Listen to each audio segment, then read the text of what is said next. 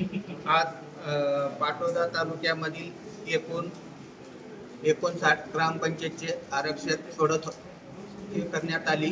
त्यामध्ये अनुसूचित जातीसाठी 6 जागा राखीव होत्या।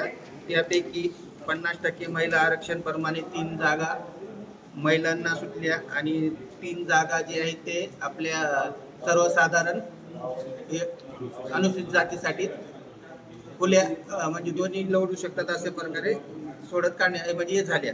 बाकी त्याचप्रमाणे नागरिकांचा मागास प्रवर्गातील 16 जागा राखीव होत्या। त्यापैकी 50% महिला आरक्षण प्रमाणे 8 ग्रामपंचायतच्या महिलांसाठी राखीव सोडत काढण्यात आली आणि 8 मंत्यांनी सर्वसाधारण मागास नागरिकाच्या प्रवर्गासाठी खुल्या करण्यात आल्या।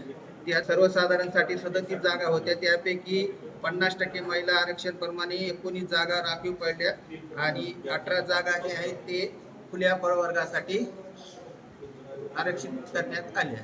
याप्रमाणे पाटोदा तालुक्यातील एकूण 59 ग्रामपंचायत सरपंचाचं आरक्षण आज सोडत काढण्यात आले।